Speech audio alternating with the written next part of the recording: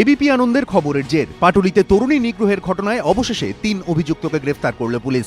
ঘটনা ঘটেছিল রবিবার রাতে, অথচ অভিযুক্তরা ধরা পড়ল মঙ্গলবার সন্ধ্যায়। পুলিশ জানিয়েছে, মঙ্গলবার সন্ধ্যে ৬টায় পাটুলির ঘোষপাড়া থেকে নীলাঞ্জন দাস ওরফে নিরঞ্জন, নীলকমল দাস ওরফে কুট্টি এবং শিবশঙ্কর দাস ওরফে শিবুকে গ্রেফতার করা হয়েছে। ৩ অভিযুক্তই একই জায়গায় ছিল। যদিও ঘটনার পর থেকে পুলিশ বারবার দাবি করছিল অভিযুক্তরা নাকি কলকাতার বাইরে পালিয়ে গিয়েছে। মোবাইল ফোন বন্ধ করে তারা আলাদাভাবে গোপন ডেরায় আশ্রয় নিয়েছে, কিন্তু বাস্তবে ঘটল ঠিক উল্টোটা।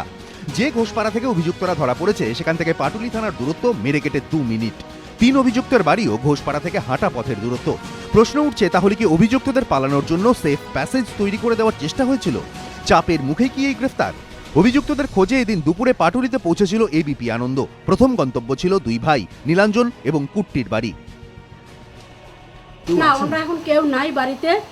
আমি ওর রিলেটিভের আমি এসেছি, এখানে আপনারা জেনে নিতে পারেন। বাড়িতে আমি অন্য লোক। নীলাঞ্জন বাড়িতে কেউ না, কেউ না। ওরা কালকেরও এসেছিল, পুলিশ আজকেও এসেছিল, তখন ছিল। কিন্তু তারপরে ওরা ওদের মানে কে কোথায় আছে সে তো খোঁজ নিতে, পুলিশ কাল বারবার আসছে। ওর মা ছিল তারা, তারপরে ওরা গেছে। নীলাঞ্জন দাসরা কেউ থেকে নেই। আমরা এসছিলাম তরুণী নিগ্রহের দায়ে মূল যে দুজন অভিযুক্ত 2 ভাই নীলাঞ্জন দাস এবং কুট্টি দাসের এই বাড়িতে। নীলাঞ্জন দাস কুট্টি দাসরা ঘটনার দিন থেকেই নাকি তাদের পাওয়া যাচ্ছে না, তারা এই বাড়িতে আর থাকছেন না। এবারে আমরা শিবু দাস আরেক অভিযুক্ত, তিনি কোথায় থাকেন সেই খোঁজ করতে যাব। এলাকারই এক বাসিন্দার বক্তব্য শুনুন। শিবু হচ্ছে রবীন্দ্রপল্লির দিকে থাকে। পুরো ঠিকানা কিছু জানেন না, শিবু কোন বাড়িতে থাকে আমি ঠিক বলতে পারবো না। ঠিকানা পেয়ে আমরা পৌঁছে যাই রবীন্দ্রপল্লিতে। শিবু এই বাড়িতে থাকেন না। ঘটনার পরে আপনার সাথে যোগাযোগ কিছু হয়েছে? না, কেউ কোনো যোগাযোগ করেনি। পুলিশ এসেছিল? হ্যাঁ, পুলিশ আসছে। ওই যে বাড়িটা সবসময় ওই যে পর্দা না ওইটা। অবশেষে শিবু দাসের ভাড়া বাড়িতে হাজির হই আমরা। কেউ আছেন? এই যে শিবশঙ্কর দাস।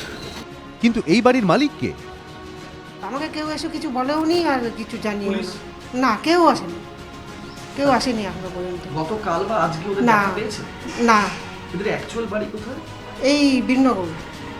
ওখানে কারা থাকে? বাবা মা সবাই থাকে, ও ভাই বউ। এখানে কতদিন আছে? 1 বছর হচ্ছে। এলাকায় কান পাতলেই এই 3 জনের নামে শোনা যায় ভুরি অভিযোগ। এরা ঠিক 10টা সাড়ে 10টার পরে ওরা মদ্যপান করে কোনো রিক্সাওয়ালা যদি ভাড়া নিয়ে একটু গণ্ডগোল করে বৃষ্টিতে ভেবে 2 পয়সা বেশি চায় তাকে মারধর করবে। 3 জন আছে, আরও আছে, কোনো সময় 4 জন হয়ে যাচ্ছে। অনেকেরই প্রশ্ন, তাহলে এতদিন ধরে পুলিশ কি করছিল? পুলিশ কি এসবের কিছুই জানতো না, নাকি জেনেও হাত গুটিয়ে বসেছিল তারা? পাটুলির এই তরুণী যদি সাহস করে এগিয়ে না আসতেন তাহলে কি আদৌ ধরা পড়তো অভিযুক্তরা? রাজর্ষি দত্তগুপ্ত, এবিপি আনন্দ, কলকাতা।